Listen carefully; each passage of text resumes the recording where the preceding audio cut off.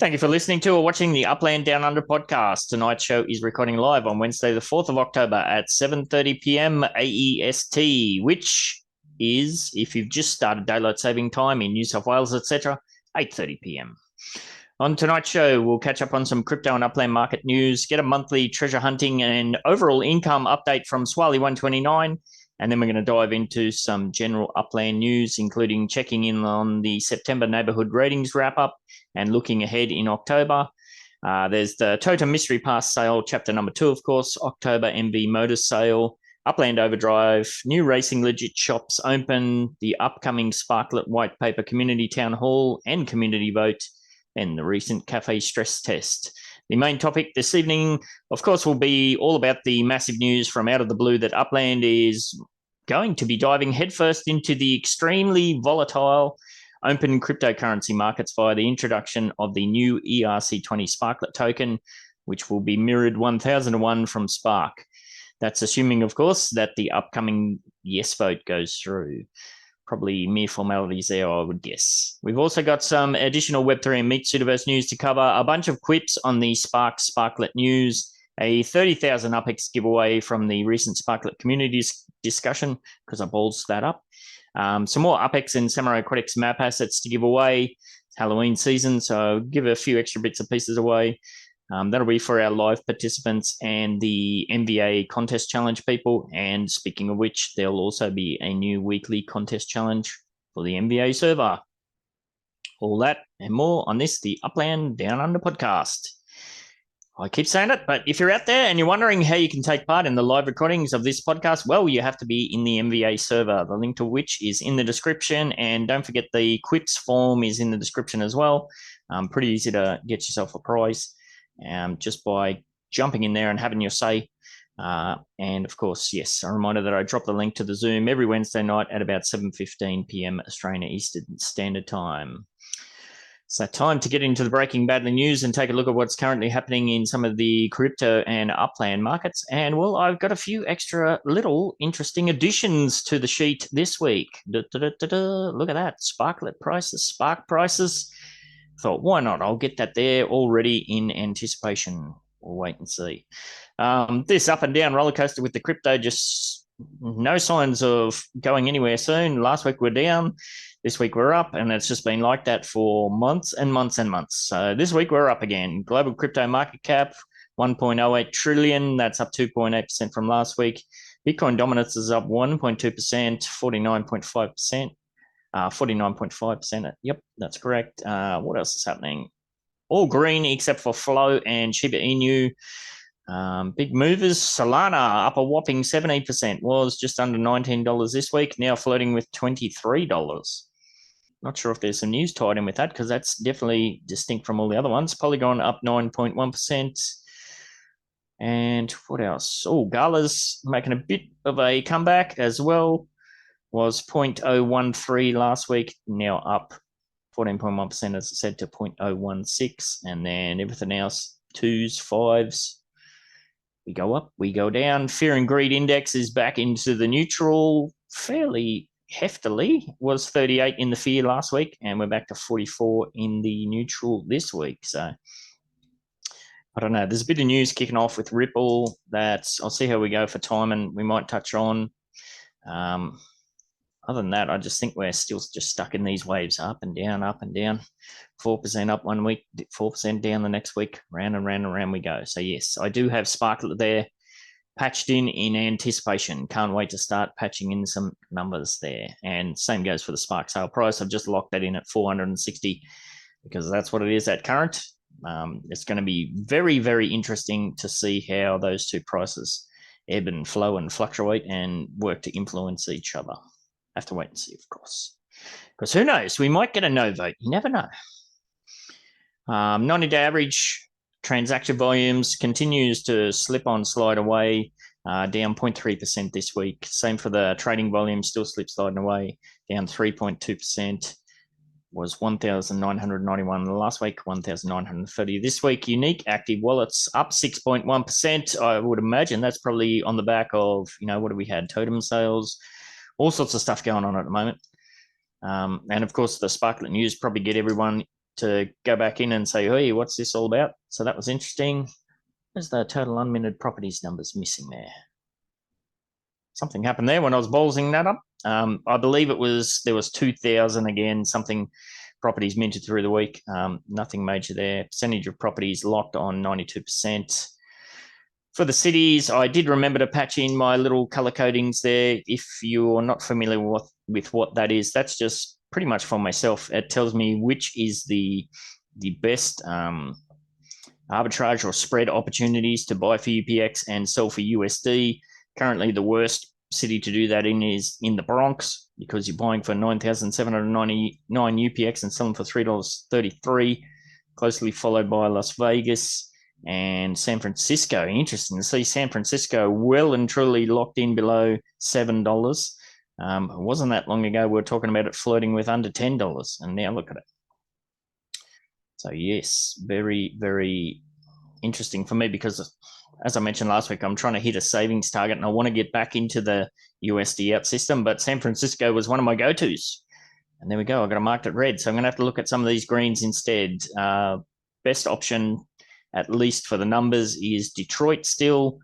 There is just a crap ton of locked, jailed accounts on the floor in Detroit. Still same in London and Rio de Janeiro as well, which kind of screws up all the data on UPX land, which makes working out the floor a bit of a pain.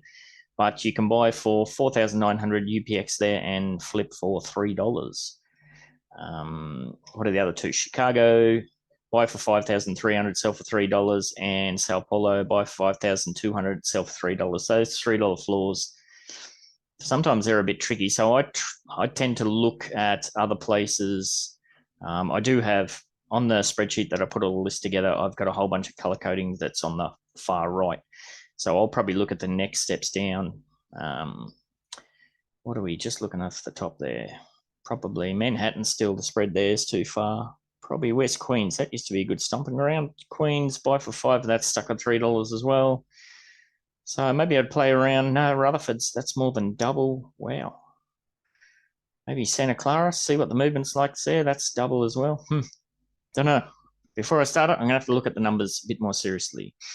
Well, what's actually happening? Not a lot of movement. Berlin's up 12.3% on the USD. Now, it was $7.37, sorry, last week, now up to $8.40. Birmingham down, up on the UPX, down on the USD. So that's probably a sign that somebody's making a move there to buy the UPX floor and sell out on the USD floor. Same for the Bronx. Everywhere else is pretty flat. Any more double digits? New Orleans getting smashed on the UPX floor. Somebody's selling out there. And Santa Clara up 15%. So that's interesting. So someone's buying up the USD floor there and dropping the UPX floor. Nice. All right. That's all I really wanted to touch on.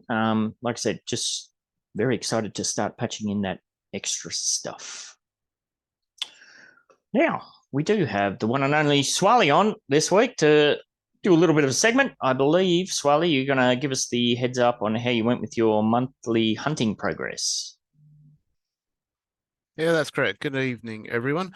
Yeah, I thought given that the end of the month just happened, maybe I could just share some of the stats that I managed to achieve during the month, and this is not just to try and gloat or anything like that with my account, it's just to show what can be done with a smaller account compared to you guys that are chief executives. I'm, only a tiny little minion, but with a bit of time and effort, I was able to hunt obviously every day and collect on average.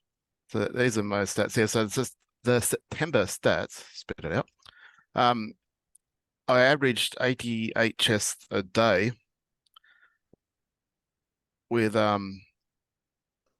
13,800 UPX profits a day on average, which is not too bad. Actually, it's pretty good because it's about 2,000 up on the monthly average that I normally was doing. So I wonder if that's because there was 2 competitive weeks of competitive chess hunting in Queens, as well as the stock car pro racing, and I picked up a few of those while I was doing my normal hunting. Anyway, so over the whole month, I ended up finding 2,651 chests. So obviously a bit of time spent, which equated to a little bit over 2.3 Spark, or one Spark chest every 22.2 chests. So it was actually a little bit low. So I was actually, if you go on the average of one in every 20, I was actually 13 Spark chests behind the average. But like I said, what goes around comes around. So that wasn't. It still brings my overall average. So since I started recording my stats, and I highly recommend that anyone that does any sort of treasure hunting that to record your stats, because you get to see your progress, see your improvement, and see that everything does even out, and you don't feel so bad when you get a day like September 3rd for me, where I got one Spark chest and 5,000 upics. Yep. So that's it's disappointing. You remember your bad days more than your good days. So like, obviously when you get 7 Spark chests, that's good, but you sort of go past it. But when you look at my overall, out of 24,000 chests that I've since I started recording it, I'm at 20.1 Spark chest ratio. So 1 Spark chest per 20.1 chest. So pretty much smack bang on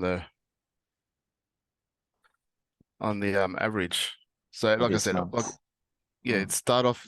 Some months are good, some months are bad, some days are good, some days are bad. In the long run, always evens out. So if you don't find a chest for Spark chest for 60 chests, you're due to get 3 soon, and so on. So for the month of September, my UPEX earnings was for my property and send fees was 316,000 UPEX. My treasure hunting was 414,000 for the month, which is not bad.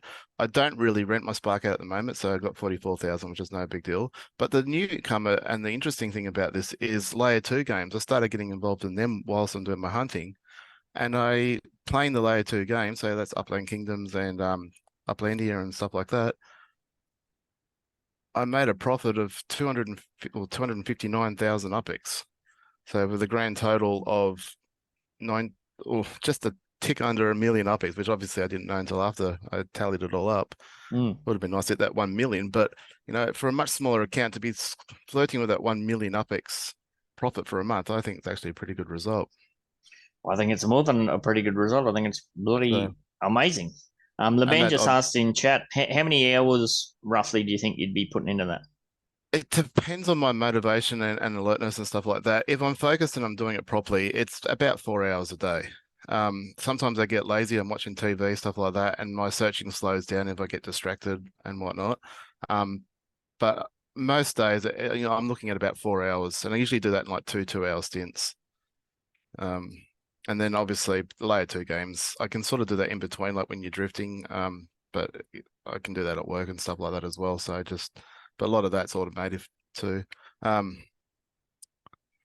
Yeah, so 2.3 Spark for the month, so not too bad.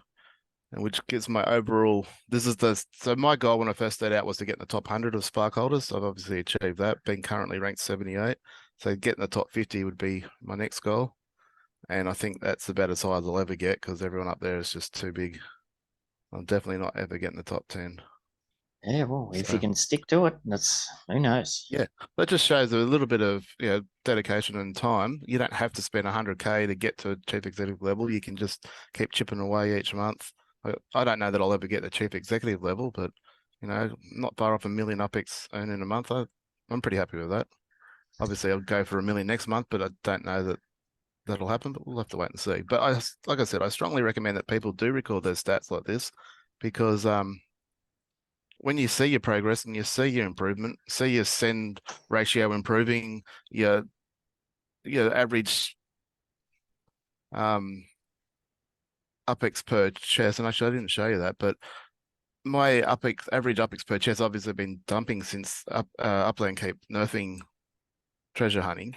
And for the first time ever, it went from 137 UPEX per chest to 156, which doesn't sound like much, but over 2,500 chests. It obviously adds up, which equated to about 2,000 UPEX a day.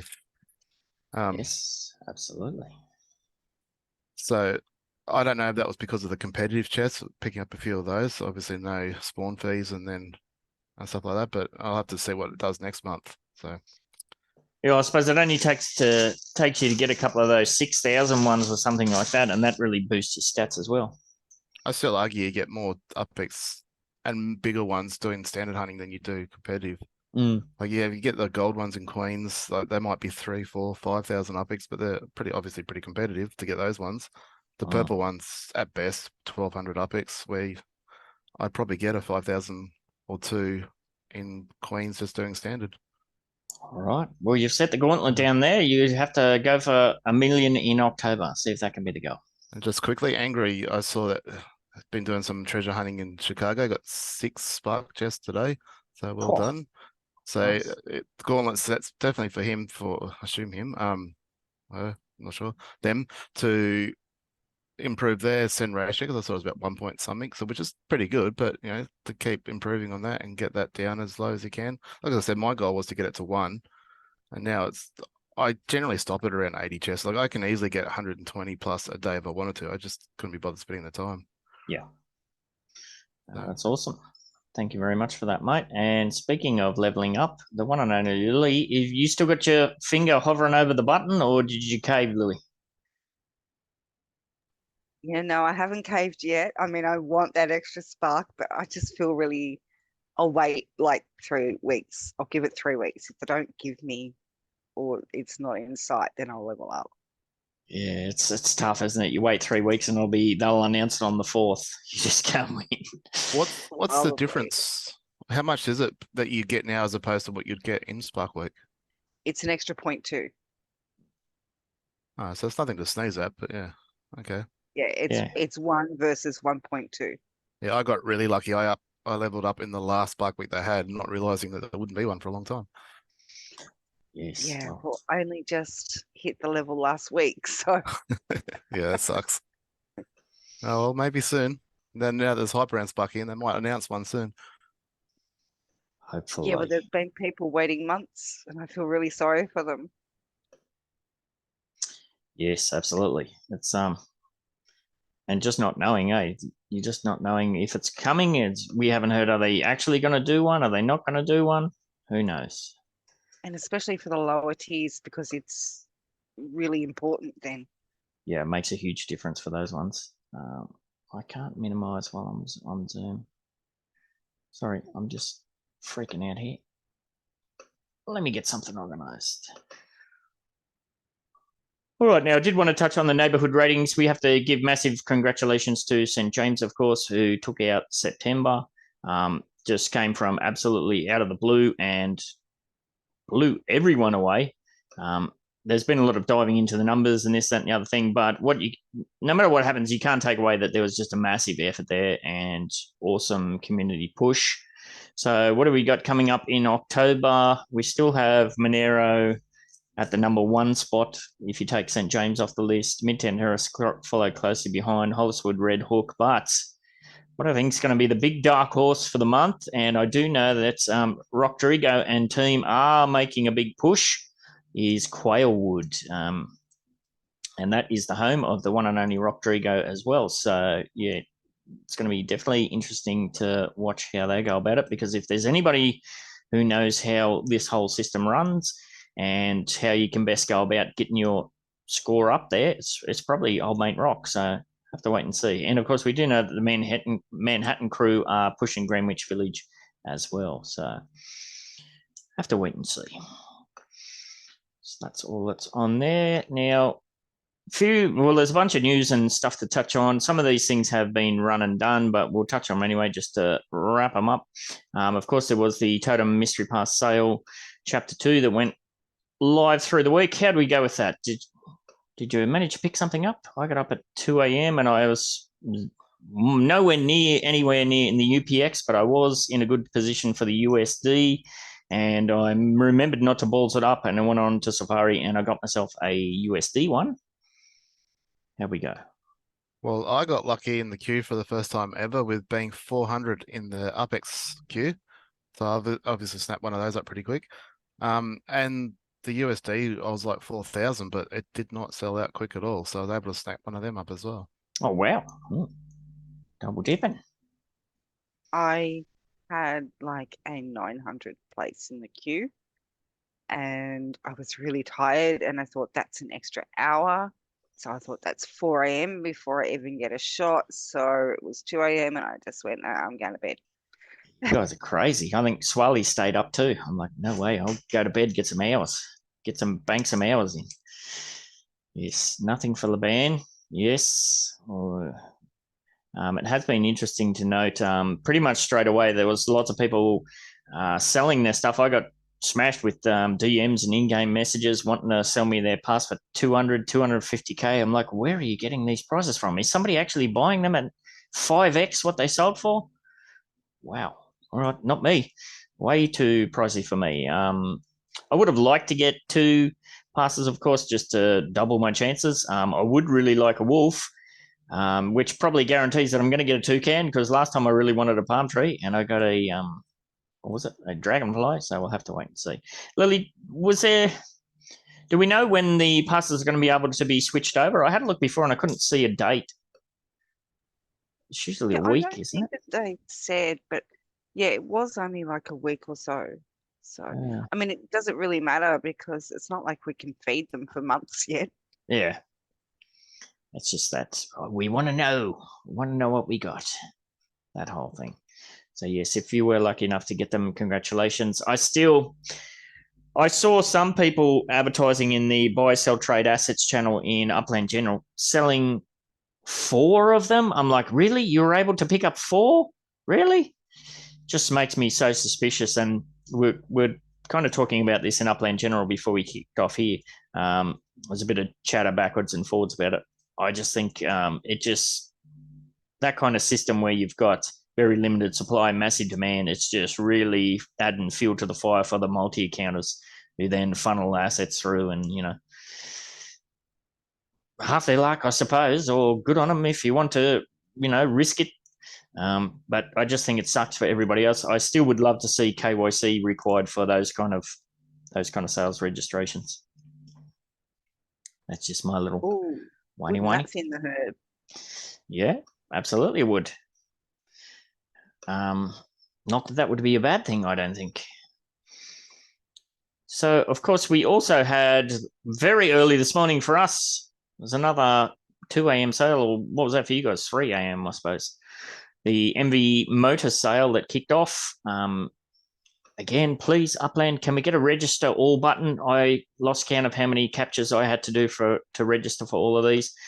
I wasn't really even going to bother registering, but then you thought, you know what, I'll just see where I end up. And who knows, I would perhaps one day like to open a car showroom. So if you're going to open a car showroom, we need cars to sell. I've got a few, but the ones I've got they're pretty much all keepers. So I thought, why not? So I did manage to register, and I didn't set my alarm to get up to do it. I'm overdoing that for car sales. I just got up at my usual 5 a.m., which is 3 hours something after the sale went ahead. And lo and behold, there was only one of them was green for me. So it would have been a complete waste of time to get up anyway. So it's interesting to see, just before we kicked off live, there's still 2 cars for sale. So I don't know. Anybody still chasing cars? Did you FOMO in right at the end? I have 1, and that's all I'm willing to own at this point. Yep, until there's a reason to own more or whatever. Yeah, until they get real utility other than just racing, because as much as I love racing and it's fun and I come last every time, which takes the pressure off, unless I race Dan and I beat Dan.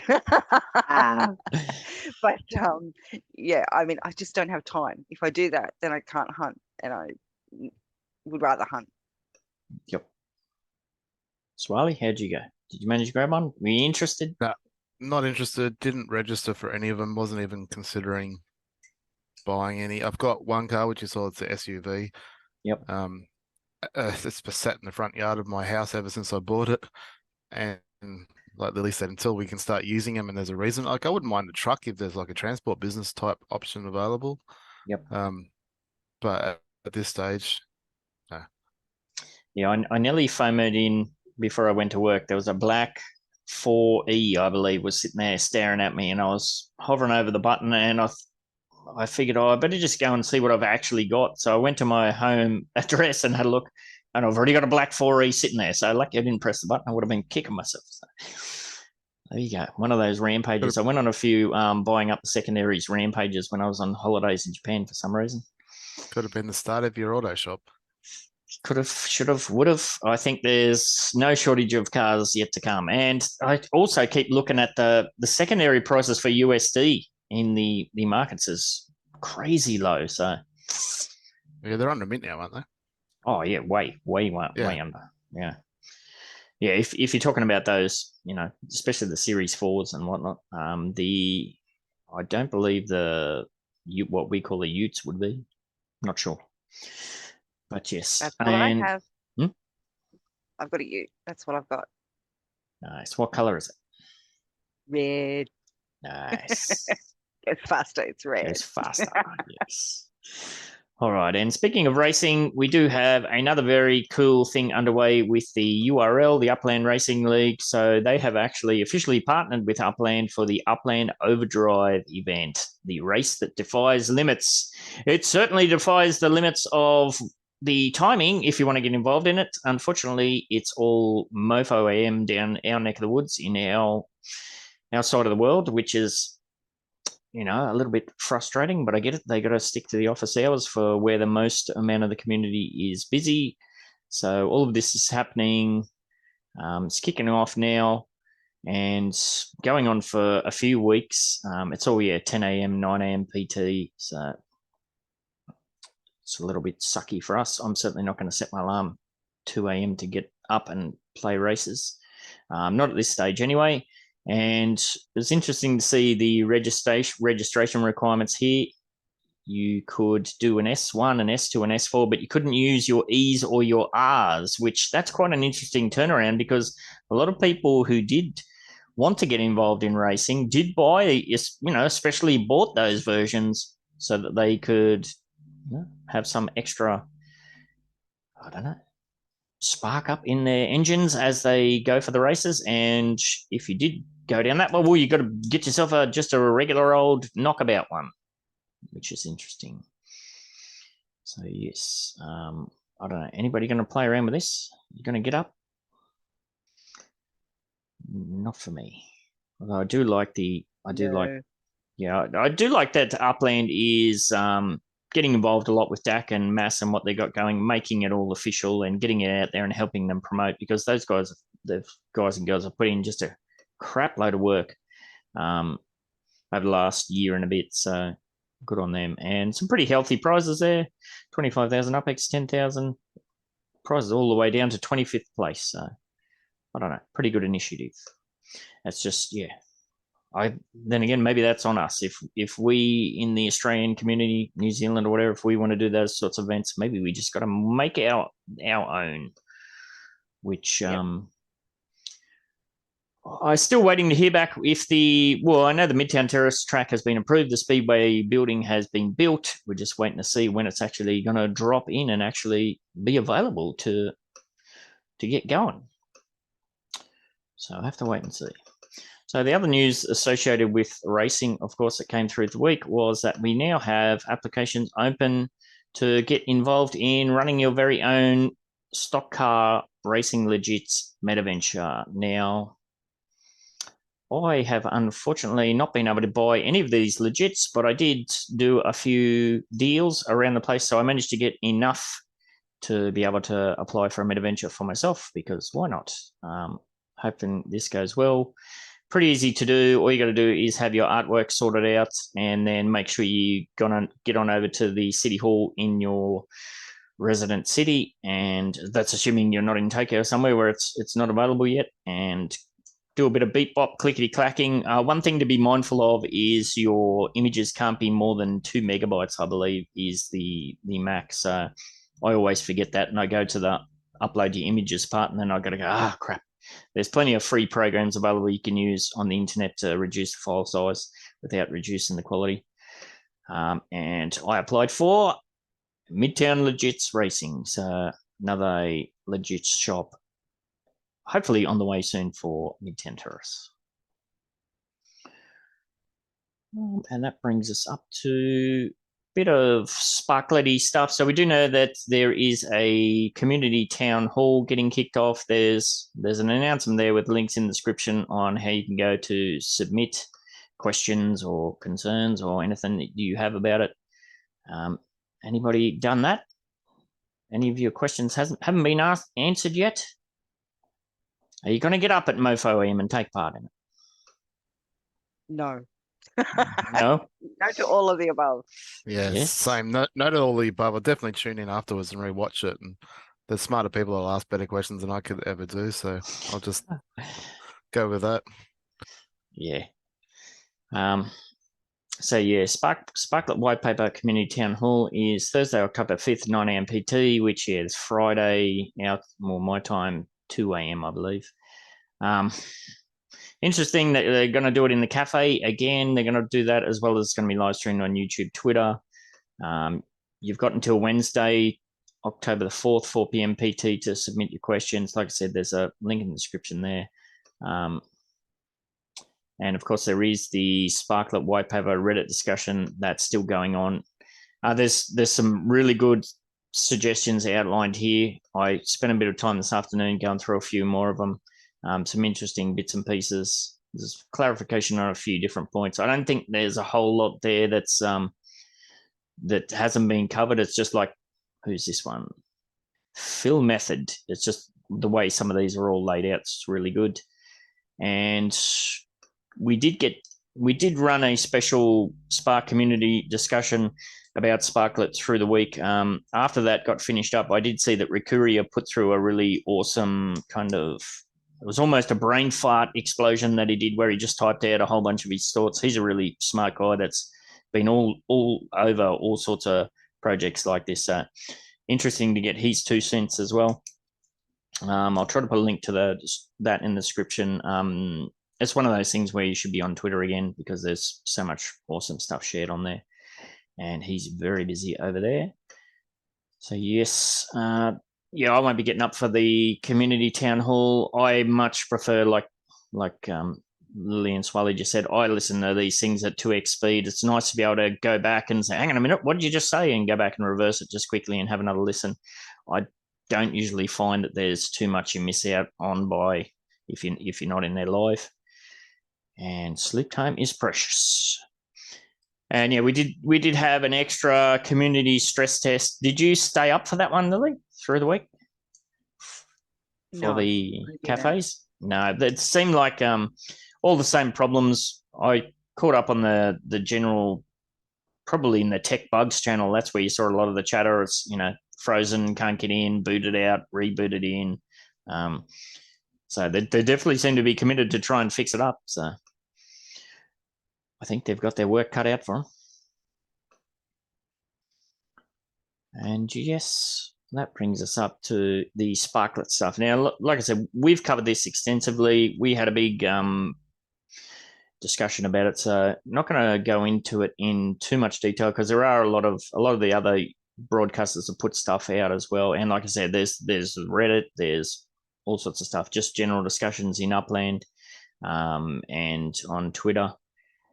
But there is still a few different bits and pieces that we can have a look at, including we did actually get a feature article that came through as well. So I thought surely with this sort of news, there must be some articles put out by now, and I could find one.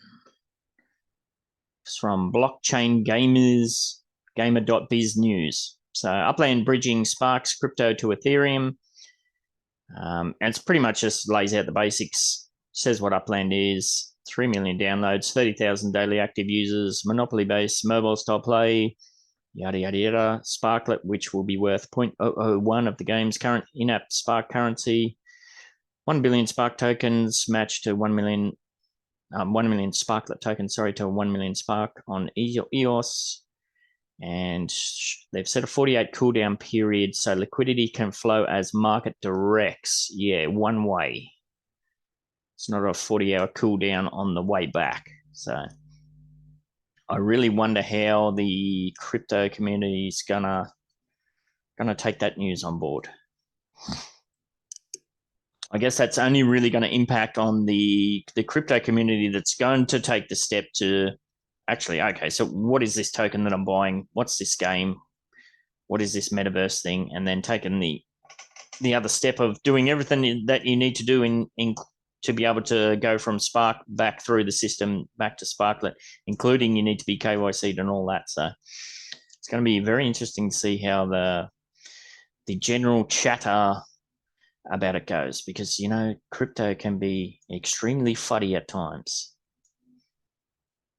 Any thoughts, opinions, concerns about that? We discussed a few when we were talking about it specifically. Anything popped up in the interim? From what I've seen, everybody seems pretty excited about the prospect, or at least excited to see what's going to happen.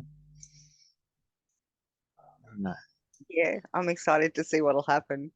I mean, mine's going to be insulated by staying in game, but yeah, it's going to be fun to watch. Have you picked up on the general vibe in Upland General?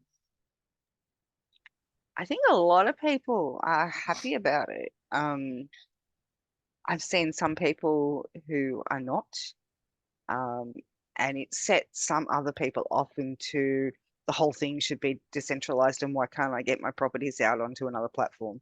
Yeah. Yeah, those kind of almost becomes a FUD typhoon, some of those sort of different things. So yeah, it's just going to be, like I said, it's just going to be fascinating. No matter which way it goes, it's just going to be absolutely fascinating, and we'll be along for the ride. So yes, now if you didn't see, we did do a community video podcasty thingy. We put that out through the week. Now at the start of that, where is it? If it's going to load up. Yeah, Upland Metaverse, hold on to your butts. So I thought that was a good description for where we're headed. So at the start of that podcast, I said I was going to give a 10,000 UpX prize to anybody who left a comment on that video. And then at the end, I said I'll give away 20,000. So what the hell? I'll add 10 and 20 together and let's give away 30. So I'll do that right now. Assuming Willa Names is going to load. No. Oh boy. Oh, it did. No, that's the wrong one. That's for our other giveaway. If anybody would like to sponsor me for a new laptop, DMs are open. It's wheel number 1, I think. There we go. So thank you to everybody who did offer a lot of support and encouragement comments in the YouTubes. Going to give away 30,000 UpX. Oh, long-term supporter, or is it ticked over? I think you just missed it, Cast. Oh, no, you got it. Well done. Thank you, Cassastra. Long-term supporter of the shows and what we do. Congratulations, Cass. And to everybody else, thank you very much for getting in and having your say as well. There's a few good points, including a bit of fuddery stuff in there in the comments as well. It was interesting to read. Thank you very much. Now, where are we at? That was the giveaway. And racing through. So what's happening in the, well, I'll just ask again, is there anything else that you feel wasn't covered? What kind of questions do you think's going to come up with Spark? Is there anything on your radar, anything on your mind? People in the Zoom chat, you can type as well.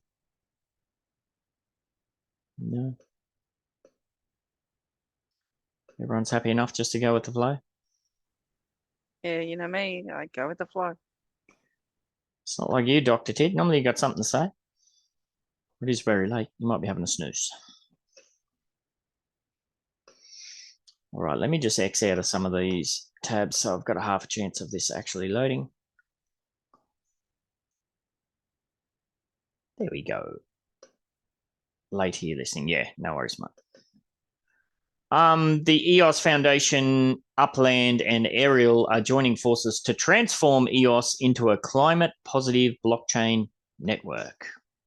Interesting. I haven't seen nothing about this popping up about Ariel. I don't know what that is. The EOS Network Foundation and Upland, in collaboration with Ariel, are proud to announce a groundbreaking initiative that will propel the EOS network from being the world's first carbon-neutral blockchain to a climate-positive blockchain. So they're not just going to be satisfied with being carbon neutral.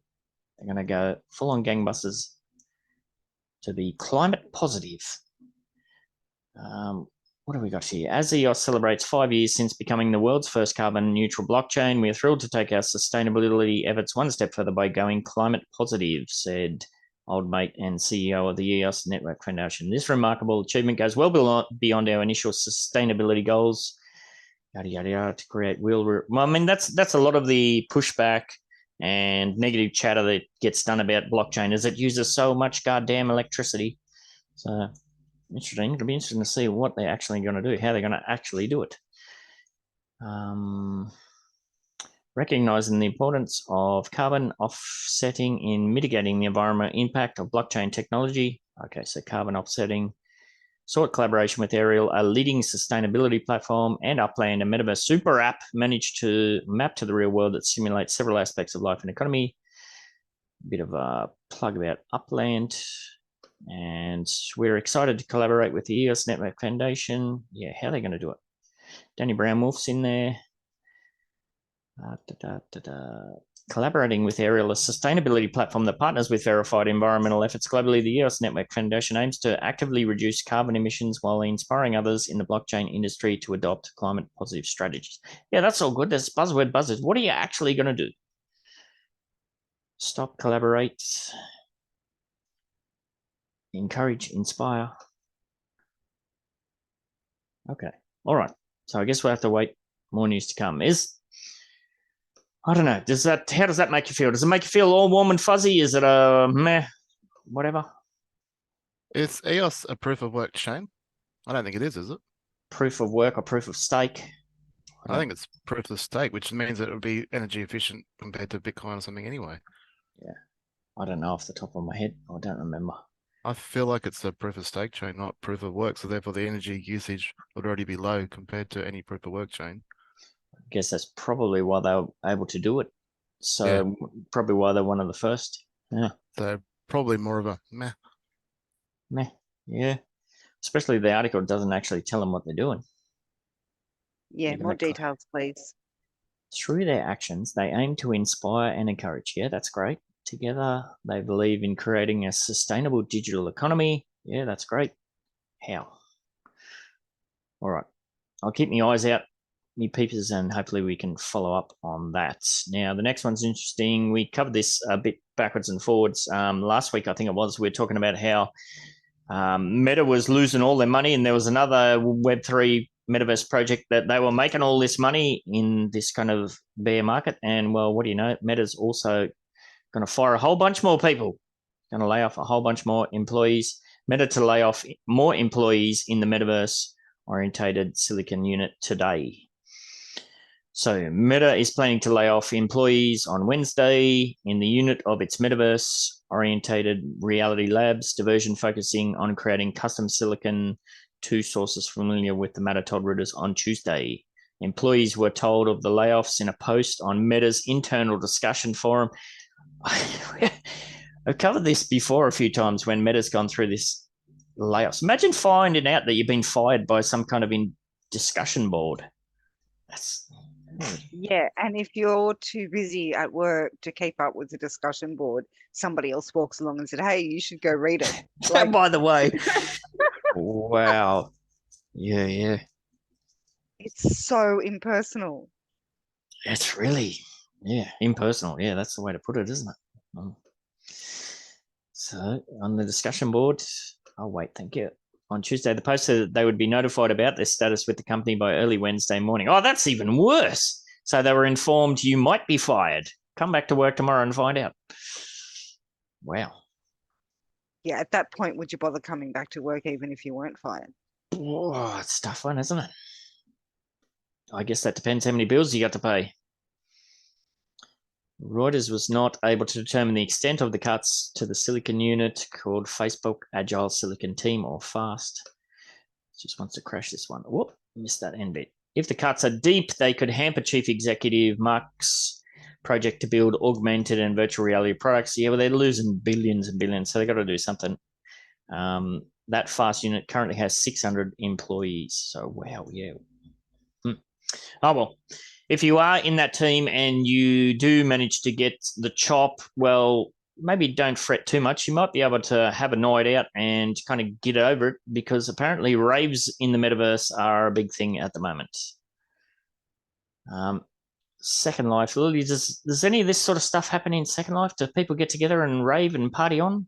There's all sorts of shenanigans happens over there, isn't there? Yeah, of course. There's clubs going 24/7. So you can go anywhere to a club. But yeah, I mean, they have virtual parties all the time. Yeah, interesting. So this says AI raves in the metaverse are a thing. Here's what it looks like inside. This article is very lengthy and it's very kind of a running report. It's written. That's what I call it in my job. It's a running report. So there's a lot to cover, but there's always usually a few good things to touch on. So behind the doorman was a bank vault with the door swung open. So it doesn't, to kick off with, it doesn't say what metaverse it was in, unless I missed the subheading. Or the format. Yeah, Metaverse Rave in a lava-filled venue, complete with AI dancers. No, it doesn't say the metaverse. The first room was dimly lit. May as well have been a video. Maybe. We were in the heart of London to experience a preview of influential DJ Carl Cox's virtual reality debut dubbed Intermundium, Between Worlds. The names of all these, I say it every time, the names are so shit. Here we go. The digital event is set to take place October 27th, so it must have been a test version, in a metaverse world called the Sensorium Galaxy. Later, I'd get a peek into what this space will look like, experience the headsets, and speak to those behind the project. Okay, so it's an upcoming thing. The deeper I looked into Cox's piercing eyes on the massive screen, the more I started to think it might not be a photo. That's definitely a photo, my partner assured me. I wasn't so sure, especially since it was less than 24 hours after I'd seen Mark Zuckerberg's latest development in his metaverse product that he's firing everyone over. I glanced around the room where the crowd consisted of businessmen dressed in suits, developers in zip-up hoodies, and music industry people with welcomed flair in their outfits.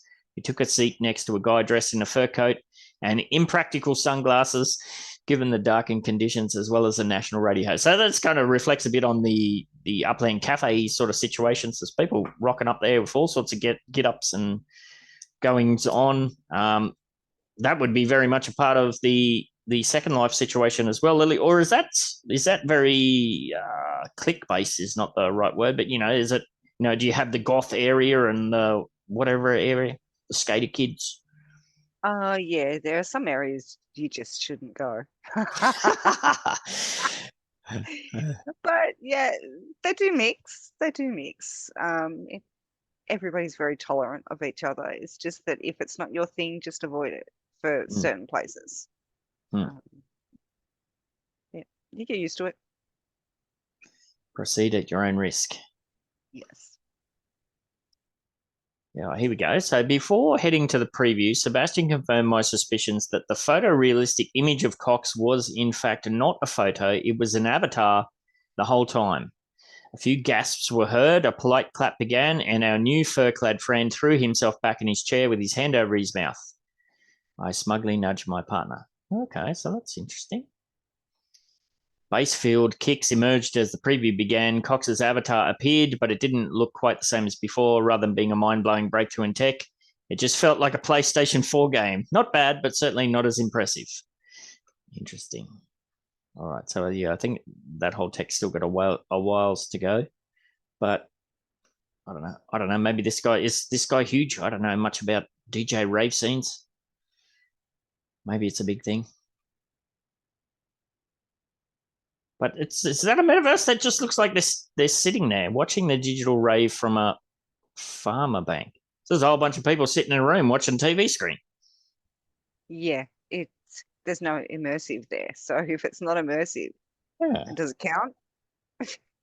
I expected to get a feel for this later on when I wore the VR headset, but I was disappointed to find that I was automatically flying through the air as in the 2D preview. I only had the freedom of looking around, which had little benefit as most things were happening in one direction. If it can be placed down as an avatar and dynamically move my way through the dance floor while interacting with friends and other partygoers, as apparently promised, then this experience could be a lot of fun, but I wasn't shown that. Okay. So I guess you're talking about that whole, is it a metaverse experience if it's 2D-ish or barely 3D-ish? Maybe not. Early days. wait and see. Well, in terms of a concert, you want it to be immersive to count. Yeah, especially I talked about this previously. Like if you're a fan of a band and they were doing some kind of world tour and part of it was you could pay to watch a metaverse experience of it. Yeah, you'd want that to be more than just watching a video screen of them. You'd want some kind of, whether it be you can look around in the crowd that's next to you with other people who are in the same system and get some kind of atmosphere that way, or different features or whatnot. Yeah, otherwise you're literally watching a video, which is okay. You got a sneak peek into something that nobody else got to see because they didn't pay the fee, but big deal. Unless they add like a POAP-y NFT element to it where you get some kind of kickback, like kind of, yeah, that's all I can think of, like an NFT. And that, it could be redeemable for merch or something like that. They'd have to do something more than that. Yeah, something like that. The extras that would make it count. But yeah, if you're just watching a video, that doesn't count. Yes, well, maybe you can go home and play with your Barbie dolls in the metaverse instead. So, GameFam and Mattel partner to bring Barbie to the metaverse. So here's another one. This is a very short article, so it won't take long. GameFam, a metaverse developer, has partnered with Mattel, that's a big name, to bring the iconic Barbie to the virtual gaming world. The collaboration will allow players to experience Barbie's world through a new game called Barbie Dreamhouse Tycoon, which is set to release on October 6th. In Barbie Dreamhouse Tycoon, players will have the opportunity to build and customize their own dream house with up to 5 floors and 30 rooms to design, including a yoga studio, an office, a recording studio, a vlogger room, and 2 walk-in closets. There are endless possibilities for creativity. Additionally, players will have the chance to explore different careers within the game. I don't know, that seems, forget the Barbie aspect, that seems pretty cool. Seems pretty fun. Yeah. And look, because it's Barbie, it's likely to be very pretty. It's going to be very pink, yes. What sets this game apart is its focus on customization. Barbie herself will be highly customizable, providing players with diverse options for her appearance. This includes 9 different skin tones, various body types, 15 face and makeup configurations, different hairstyles, and even the option to add hearing aids. This dedication to inclusivity allows players to create a Barbie that reflects their own unique style and identity. Well, that's cool. There's a quips coming up. Barbie. Sorry. No, you as a Barbie. I can just imagine doing you as a Barbie. Yeah. Grey beard hanging out. Yeah. Why not?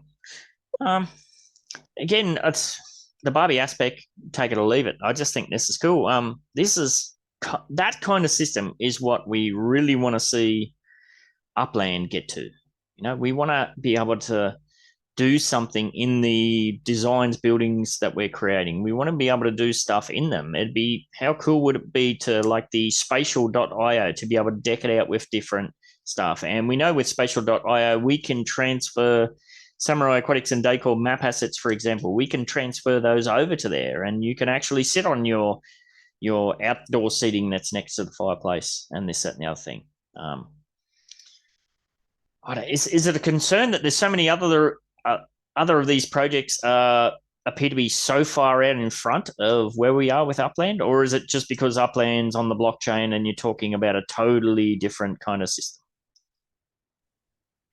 I think Upland gets leeway because it's on the blockchain. Yeah, but how long can they lean on that for if all these other projects are just going to go miles in front? That's my concern. Yeah, it is a bit concerning that we're still stuck in a 2D world. Yes. I don't know. What do you think, Smiley? You're pretty quiet. Any thoughts, concerns? No, I'm sorry. I only really experienced Upland, so I don't really know too much about the other metaverses too much. So I don't have any thoughts. Well, let me take you on a tour one day, Smiley. Yep. That laugh. My Okay. gosh. Yes. One you may never forget. I'll save that there because there is a quips coming up that I think it's kind of tied into that. Actually, we might just go to that now, hey? Let me see if I can find my notes where that was. So I'll skip ahead to that. So the first quips was it? Maybe it was that one. No, I think it was from Laban, who's in chat. This week, Laban is starting us off by asking, with all the news about the Spark last week, can we expect some more gamification with Spark? Because building the same houses with no functionality other than meta ventures and neighborhood ratings is not boosting the rating of Spark for me, or much of anybody else. We did see in the white paper and the discussions, the follow-up discussions, of course, that, there's the potential within the white paper that you may be going to, well, I say may, but will at some stage eventually be able to fire up your car with Spark. We know there's going to be some sort of kickback associated with collection properties and having buildings on those to boost your UPX. Gamification, I always say, layer 2 is great and all, and there was scope within the white paper as well that giving layer 2 developers some use of Spark within their games and experiences, that is on the way as well. I'd love to see more layer 1 functionality. It could be things like I said before with that article, you could go into your townhouse and you put up a room and you display your NFTs. And if you want to add an extra room, well, maybe you got to construct that with Spark. If you want a living room, you got to construct it with Spark. The Spark hours wouldn't have to be that much, but any sort of gamification aspect like that. I don't know. Do you share Laban's concerns? Lack of gamification with Spark? We definitely need to. Oh, sorry. You go, Lily. I was just going to say my Spark's just too busy to gamify anything with it. Oh, in manufacturing now? Oh, I did see you had some items approved. Did I see that correctly? Yes, I've had 6 items approved, and I was asked which factory would I like them to go to, despite the fact that neither of the factories are open. So I'm just sitting here waiting for the dot on the map. Oh, really? It hasn't got that far yet. Oh, okay. Well, hopefully that's a week or two away at most. Hopefully. And that wasn't you. Were you doing any special items for Halloween? No, I haven't even got that far. I just put in general items because, you don't know when your factory is going to open. So there's no point pinning yourself to any kind of event.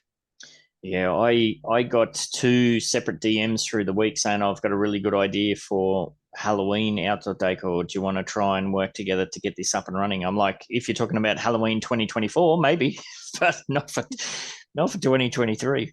We've got items that have still been sitting there for 8 months. So yeah, I did get a few of those emails myself. So hopefully it's not long to wait. Well, congratulations anyway. It is a fairly major milestone that another box that's been ticked off. Yeah, Good stuff. Now, have you put any thought into your pricing and all that? That's another whole headache to try and work out. I do have some thoughts, but until I know how much Spark and how many hours it's going to take to produce anything, I really can't even, pin that down. Yeah, so somebody asked, as part of those discussions, one of the questions was, do you set your prices? Yes, we can set prices whatever we want. Do you have to say how many mint numbers before you get the Spark hours? And I was like, yeah, unfortunately, you have to nominate how many mint numbers you want up front before you find out the Spark hours. And the person I was speaking to, well, that kind of sucks because if the Spark hours are astronomical, well, then perhaps you'd want to drop the max mint numbers if you're not going to be able to produce so many. But it's totally out of your hands, that one. Did you go for big mint numbers, Lily, or are you going for limited runs, more exclusivity? Well, with one item, I only put 50. 50? But it's a color-coded thing. So there'll be a lot of different colors of the same items. So you don't want too many of the same color. So that's why it's 50. But I'll be putting in a lot more of the same model in different colors now that I've got an approval I've got 2 were in the batch, 2 of those in different colors. So green and gold and red, white and blue. So yeah, now I can put some patterns and different colors in and we'll see where we go. But yeah, I just thought you don't want too many of the same color thing floating around. Nice. All right. And Swally, you're going to have some input there as well, Spark functionality? I lost my train of thought a little bit there. I don't know about gamification. Definitely want more utility, which I guess was hinted in the white paper. So I guess that's what I'm hanging out for, obviously wanting to rent my Spark app, but with it being so low at the moment, it's pointless. I'd rather build. But gamification is another aspect. They did say in the white paper and in the videos and that they were looking at layer 2 to try and do that. Other people to create that, I thought. So Yeah, it'll I think probably be that's what. Sorry, mate, I cut you off there. No, you're right. I'd finished. I was just mumbling. Yeah, I wonder if we're gonna if it's one of those cases where we're gonna get the Sparklet's gonna go live on the exchanges before we get the functionality, or the functionality is gonna front load that. That's going to be an interesting dynamic to see play out as well. I mean, ideally, you'd have a whole bunch of functionality in place prior to, but who knows? All right. Well, I'm not sure that we answered your question there, Laban, but we had a shot. And just for putting that through as equips, you've won yourself 5,000 UPEX plus a bonus Samurai Aquatics and Decor Halloween sign just in time to stick up in your yard for the Halloween season that's kicking off. Speaking of which, don't forget to check out everything that's going on with Creedmoor Hub. There's lots of events kicking off there. That's a very cool project run by lots of awesome people. So get on over. And that's another one of these Twitter things. I'm sure they'll spruik it here, there, and everywhere, but it's definitely Twitter's the place to be for the latest news and updates with that. We might as well, while we're on quips, we'll just finish these next three up, believe it or not. Caesar jumped on and went a bit crazy. He sent a three-part series through. He starts off by asking, so to pull Spark out of the current platform, no, sorry, let me read that again. So to pull Spark out of the platform, current players will need to contribute X amount of hours with that particular Spark, right? Yes.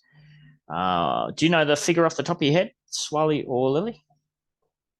720 Spark hours or something? I got that in my head for some reason. Yeah, it's something like 3 months or 720 hours or I think it was a combination of both, wasn't it? Yeah. Yeah. Yes, so that's a yes. Is this usage of Spark will be engaged after the listing of Sparklet on the exchanges? Yeah, so that's a question now. I don't know if that was answered in some of the other ones. That might be a good question to ask in the town hall. So once Sparklet goes on the exchanges, once you can buy it then, does that then, the timer for the holding period for Spark in game, does that start then? Or people like myself who've been using their Spark ever since it came on board, the Spark's continuously in use. Can that just be dropped immediately? If I'd had to guess, I would say the timer would start once Sparklet goes live. You heard anything on that, Lil? No idea. Yeah, I would expect it's ready, set, now the timer starts. Because they wouldn't, they want to avoid Sparklet going live on the exchanges and then just getting hammered with dumps, everybody dumping their Spark from Spark to Sparklet. So that pretty much gives the Sparklet price a 3-month head start on, finding its price, setting the buy and sell walls. So I imagine that's the play there. But yeah, I'm not sure that that's been confirmed. He goes on to, yeah. He goes on to say, because I already use my Spark for thousands and thousands of hours, would make sense, but yes, mate, I do know. So that was part one. Then he asks, after the Sparklet got online, and I won't put names out there, one particular community member and his brothers gets drunk and crazy and buys out 99% of Sparklet. Will it initiate the action to place another billion Sparklet on the exchanges? Dude, that would be crazy, yet technically possible. They have said that the supply limit on Sparklet is 1 billion to match the 1 million Spark. I don't know that total figure is going to change. It's only that it's going to be released in batches, which was that whole vesting data that was put out there. I was going to say it's not possible with the 30-year vesting, only 5% currently released. Yeah, someone could go out and buy it all now, but that's the same with any crypto. Yeah. They'll send the price up, but as soon as they want to sell, the price will crash again. So, but if a 30-year vesting, yeah, you can't. I don't think you can corner the market that much. Even with 5% now, Abdullah probably has 1% of, sorry, a fair chunk of that 5%, but Yeah. it's still only 5%. Yeah. So is it technically possible? No, I don't think it's technically possible because there's a limit on, Sparklet has a max limit, and so does Spark, and that's only going to be released piecemeal. But he's kind of right in that that's going to be, as Sparklet gets sold, then they're going to have to get more on there. So that's got to release more through the system. So that's kind of right in so far as somebody could just go gangbusters and just gobble up every single piece of Spark they can get hold of on the exchanges. That would certainly initiate quite the pump. Yeah, but there's still going to be Spark available through community events such as treasure hunting, log-on bonuses, stuff like that. So even if you wanted to, you couldn't. And little bits that I would get as a treasure hunter and anyone else, obviously it'd be super valuable. So from that point of view, if you want to be selfish, go for it. Corner the market and send my Spark up. But I don't think that'll happen.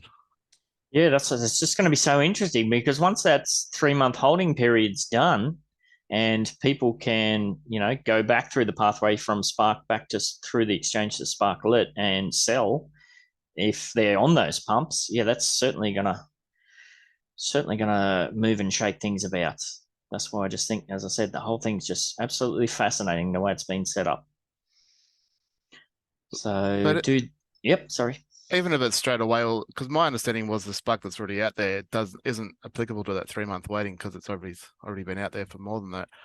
But even if I'm wrong with that and it's 3 months, either way, if it's the day of or the 3 months later, you're still gonna have that same period of that one day. Everything's available to be transferred. So I don't think it makes any difference.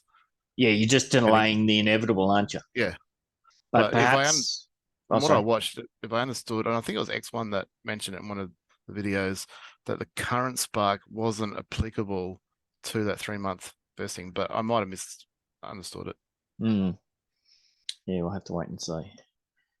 But yes, again, I'm not sure that fully answered your question. But then he goes on for part 3 and he wraps up by asking, okay, so let's imagine that the Sparklet price goes way above the sky. Then what about these Spark rewards in game? I mean, will we still get a lot of it for leveling up? A single Spark chest can give me more money than I earn in a whole week of my daytime job? ? Will they remove Spark chests from all tiers except tier 1 cities? And then he finalizes by saying, bro, I might consider quitting my job then. That'd be nice. So I know we're talking about something similar, like the pipe dream. I've had this one for a long time as well. Imagine being able to sell an in-game property and being able to pay off the real-life mortgage. You just never know. But the question is, what's going to happen to Spark rewards in-game? I think they covered this pretty extensively, didn't they? They've got mechanisms in there that all of that stuff can be balanced internally. So they're talking about how the Spark sale price could be adjusted down depending on what's happening with Sparklet. I would assume the exact same thing would happen for, well, they've said Spark hours, so I would assume that would include Spark rewards. And in fact, didn't it specifically say like the daily login bonus? I think it did. Yep, it did. Yeah. So they have mechanisms in place where they can adjust it. So if you are going to quit your job because of or thanks to Upland, it's not going to be because there's a massive arbitrage opportunity, because there are some pretty significant hurdles to jump through between that Sparklet to Spark pipeline. It's not as straightforward, especially with that holding period. So yeah, and then don't forget, of course, too, if you're coming the other way, Spark, there's all sorts of fees, tax implications, yada yada, you name it. Yeah, it's. I mean, I hope that's the case, but you just never know. So thank you once again, Laban and Caesar. You've both got yourself 5,000 UPX each after fees, and yes, a Samurai Aquatics and Decor Halloween sign. All right, I just put that in there. Now, I mentioned at the kind of crypto news part that there was some Ripple news And let's see if this will load. Just looks like it's going to white out on me. Maybe I'll have to reload it. All right, we'll skip ahead. See what this one is. Come on, Lappy, we're nearly there.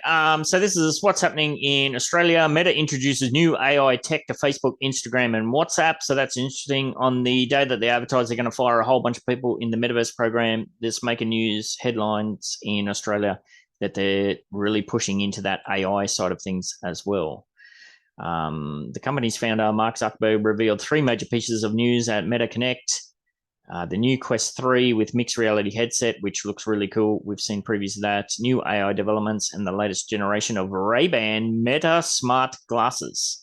It was the AI tech that will likely have the most immediate impact on Australians. This is because Meta is the dominant social media company for Aussies. 73% use Facebook, 63% use Messenger, 56% use Instagram, and 35% use WhatsApp. There you go. I'm on Facebook, but I don't never hardly use it. This means that new AI capabilities Meta is launching will impact applications used by millions of Australians, and for many, it will be the first time they use AI. How are we going to use it? Instagram's in for a huge shake-up with new capabilities to create an almost infinite number of filters through AI. These filters can drastically change a photo. Yeah, you certainly can. And where did I skip over that? Another feature on Instagram is the ability to change the background of a photo, for example, by included AI-generated images of animals or changing the scene from a bedroom to a street in New York. Oh my gosh, people are going to have a field day with that. The most powerful tool of all will likely be a new AI assistant called Meta AI. Well, that's really thinking outside the box there, Mark. This will be like a person who can answer questions based on powerful new tech, leveraging a large language model. Meta AI will have access to real-time information through a partnership with Bing. So it's basically going to be an updated ChatGPT. And intriguingly, we'll have the capability to generate images based on tech prompts. Okay, so you got a ChatGPT and a Midjourney all in one. But isn't ChatGPT heading that way anyway? I seem to recall that it's doing something with image generation as well. So I thought that was pretty funny. Let's see, is Ripple going to load? No. All right. Oh, yeah, here we go. Ripple lawsuit. Progress at SEC appeal denied. So the trial is going to go ahead. This has massive ramifications for not just Ripple, but probably the whole wider crypto space. So this is, as I've said a few times, this is going to be one to follow along closely. So the ongoing legal dispute between Ripple Labs and the United States Securities and Exchange Commission saw significant developments this week. The SEC's appeal against a previous ruling in favor of Ripple was denied on Tuesday, and a trial date has now been set for April 23, 2024. So fair ways away. So yeah, we'll just keep an eye on that one. No, Lappy, you're not allowed to crash. Wait. Nearly there, laptop. We're right at the end and it's going to crash and burn. That's not going to load either.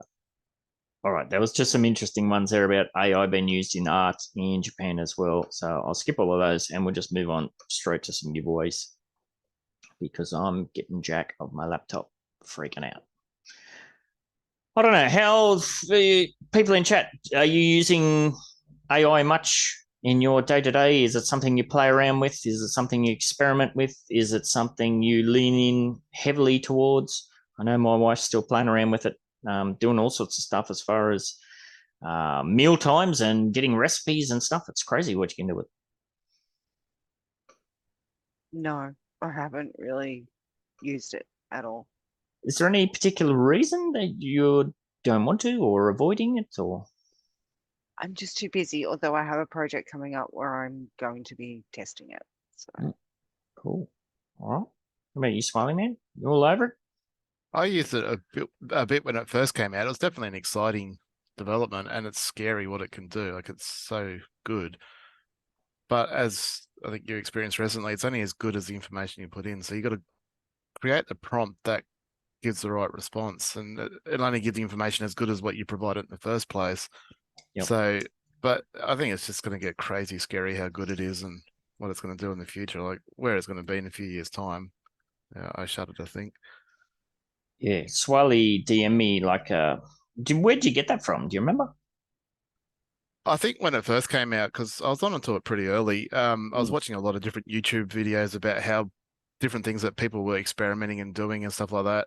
There was one there you could create an evil entity type thing, like it'll give you a politically correct PC response as well as a politically incorrect response. Yeah. And it was scary some of the stuff that it talked about, even in that. Like they actually got the ChatGPT to talk about eliminating humans off the planet because they could cause long-term damage to the planet, stuff like that. So Wow. it was definitely Terminator style sort of information. But yeah, I was just watching a lot of YouTube videos on ChatGPT when it first started and just seeing some of the stuff there. And there's Reddit posts and stuff like that. But yeah, I saw one about it's only as good as the information you put in, and you can keep running that prompt thingy until you get the right sort of question that you want and go from there, which is I found that fantastic. Yeah, it helped. Well, what we're talking about is Swally sent me, it was basically a list of prompts that you can use to kind of set ChatGPT up for what you want to do. Like you're using ChatGPT to set itself up to work with you almost. And I ran through that with some of my teaching stuff, and it did.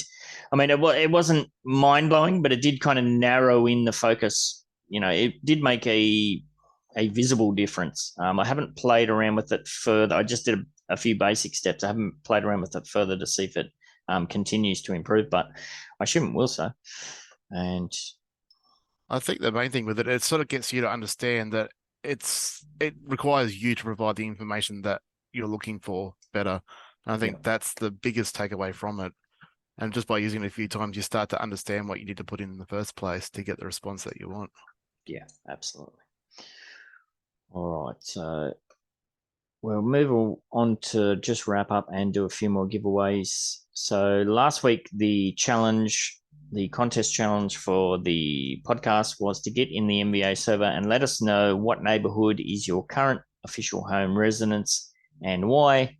And the prize is going to be 5,000 UpX clear after fees, but I'm going to throw in a bonus Samurai Aquatics Halloween sign as well, because like I said, it's October. It's time for all that. And we're not selling those. They're only available for giveaways. So we've got hundreds and hundreds of them. So might as well give some away. So these are all the people that got on over to the NBA server and dropped a comment in response to that. Let's see who's going to win. You just missed it, Levan. Oh, look at that, Swally. Now, I told you before we kicked off, don't give it away, mate. There's a take-off sign there, so I'm going to send that to you. You're not allowed to give it away. Swally 129. Congratulations. Yes, not a setup at all. So let me just see if we can go and say, or do you remember what you said, Swally? No? Top of my head, no, but it would have been something in relation to Holliswood, which is where I started and haven't moved from. Yes, he said, I'm a resident of Holliswood. Radish Head was one of the first content creators I found, and I haven't ever left. Radish Head actually gave me a property in SF for 1 UpX as a result of being a resident. Thus, I feel a sense of loyalty. Midtown is too of a price for me. Well, actually, there is a set on the floor in Midtown Terrace right now for $80 each, which is reasonably cheap, at least. Not compared to the mid price, of course. No. And if I was going to fork out that sort of money, I told you what I'm trying to buy sometime next month or two. So, yeah, I think Manhattan's probably going to be a long time before I own any properties there. Yes, well, if you did want to get in there, the USD, the floor's the place to be with the spread that's going on at the moment. So congratulations. I'll get that UpX to you, and the sign's pretty easy to do as well. So that was last week. This week, again, get yourself into the contest channel in the NBA server and let us know, what do you think about the recent Sparklet announcement? And do you think the hype that was all going on in the lead up to it was justified? If so, why? If not, why not? So yes, just like Swally did, get yourself on over. And again, the prize will be 5,000 UpX clear after fees plus a Samurai Aquatics Halloween sign. I'll run that all through October. We'll give plenty of those away. And I'll also have some monuments that we might give away at some stage as well. I just got to do the numbers on those because I got to split those up equally between D-Tech, More Cheese, and myself. Don't want to give away something that I can't back up. So we'll have to wait and see. And that brings us up to the very last thing to do, which is to give away some prizes to our live participants, which now I always forget somebody. So let me see. Swali's in. Swali, Laban, Dr. T, Lily. Oh, I never write Lily correctly. And Angry. Nobody else has jumped in the interim, I don't think. No, we're good to go. So again, this is going to be 5,000 UPX plus a Halloween sign. Dr. Ted. There you go. It's worth staying up for, mate. Hopefully.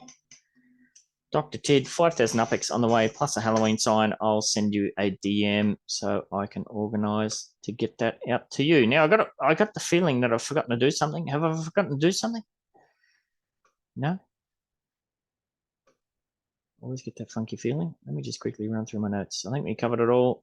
We gave away the stuff that I said I was going to do, the 30K, and we're pretty much bang on time. So we'll leave it at that, hey? I'll smack myself on the back end if I forgot. So a reminder that if you're in a time zone that fits in with the Wednesday night recording schedule of starting at 7:30 p.m. AEST, don't forget that's Queensland time, and you'd like to get involved, the link to the weekly Zoom will always be dropped in the NBA server about 15 minutes before the show starts.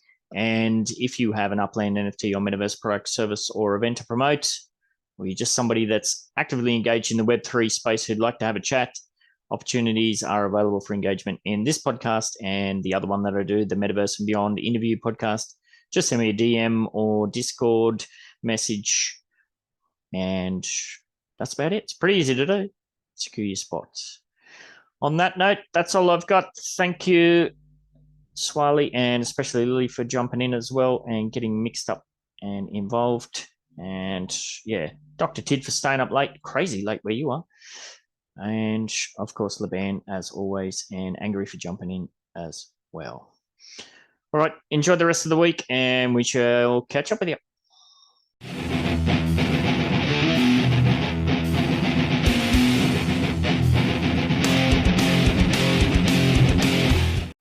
This Metatainment production is brought to you today by the Samurai Aquatics and Decor Metaventure.